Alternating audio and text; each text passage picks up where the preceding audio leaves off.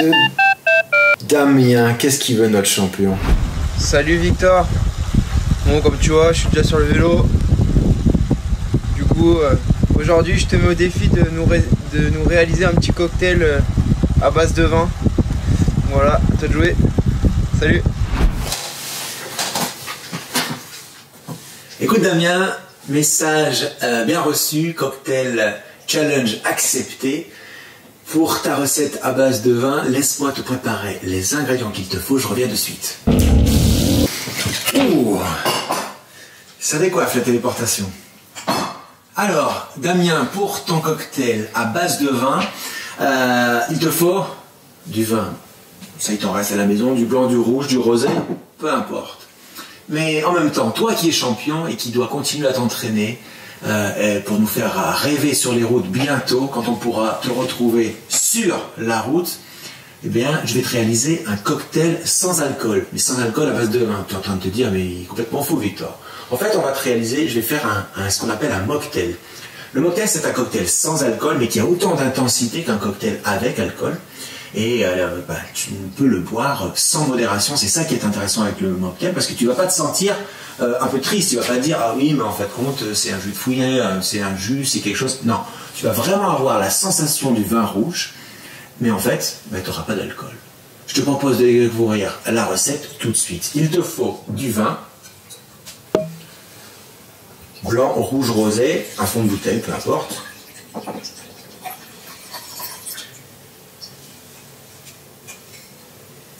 Et ensuite, il te faut des épices. On va réaliser un sirop de vin chaud.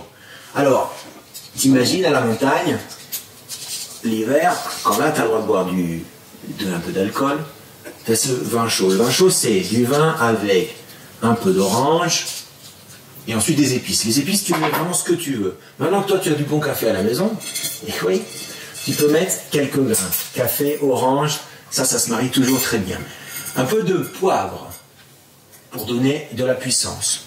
3 clous de girofle, pas plus parce que c'est vrai qu'après ça c'est fort. De la badiane, moi j'aime beaucoup, donc ça j'en mets, allez, 3 morceaux. On va mettre 2 morceaux de piment oiseau, et puis pourquoi pas, là j'ai de la cannelle, ça c'est si tu aimes, et on va mettre également un peu de piment d'Espelette pour donner du caractère.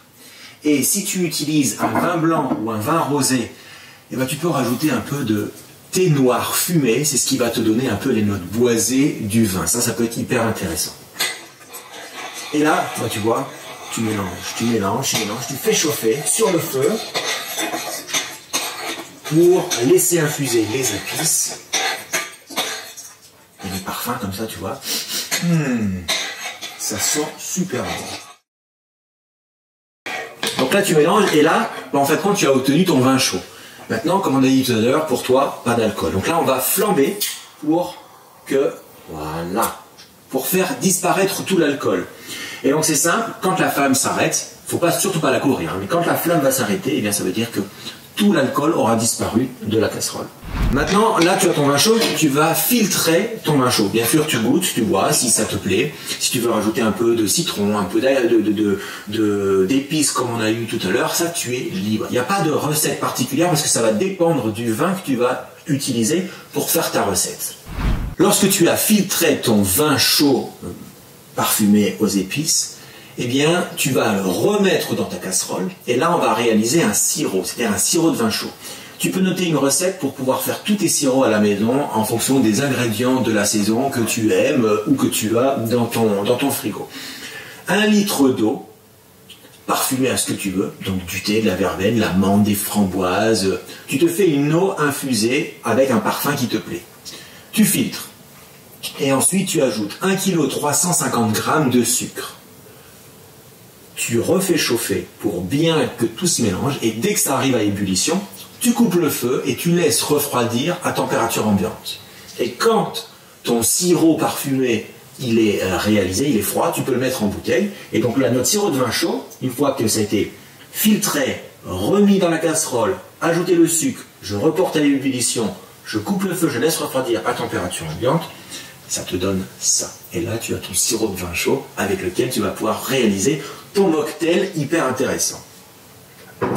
Pour la suite de la recette, eh bien, il n'y a plus qu'à utiliser ce sirop et de la ginger beer. Ginger beer, ne pas confondre avec la ginger ale, parce que la ginger ale est beaucoup plus sucrée. Nous, ce qu'on va vouloir ici, c'est avoir tous ces parfums du vin chaud et la ginger beer, qui est une limonade au gingembre. C'est pas de la bière au gingembre. Cette limonade gingembre, elle va donner du corps, ça va pétiller, et en fait, on va faire un vin chaud glacé.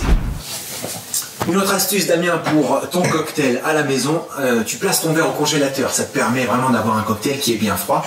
Et là, j'ai mis un gros glaçon. Alors, pour la recette, c'est super simple. Tu vas mettre 2 à 4 centilitres de sirop de vin chaud en fonction de ton goût. Là, moi, j'utilise 4 centilitres. Tu le mets dans le fond du verre. Et ensuite, on va verser dessus la ginger beer.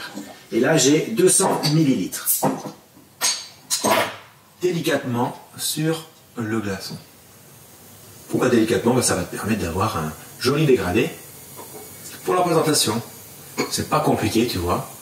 Comme ça, tu vas pouvoir impressionner tes amis ou ta copine. Ensuite, une petite astuce pour la décoration. Avec le zesteur, on va faire une jolie décoration. On va en faire un losange. Je coupe sur le bord et ici sur le côté. Voilà. Ensuite, on va venir le presser comme ça pour que l'huile essentielle elle puisse se diffuser. On peut même frotter un peu les bords du verre, c'est toujours sympa. Un grain de café sur le dessus ou alors un peu de badiane. Et ensuite, tu vois, tu torsades un peu le zeste comme ça. Et soit tu le mets directement dedans, ou alors avec une mini épingle, tu viens le positionner comme ça sur le bord du verre. Il ne te reste plus qu'au moment de la dégustation à le mélanger pour bien apprécier tous les parfums. Voilà, j'attends tes photos, tes vidéos de cette recette. J'espère que mon idée de cocktail sans alcool à base de vin te plaît.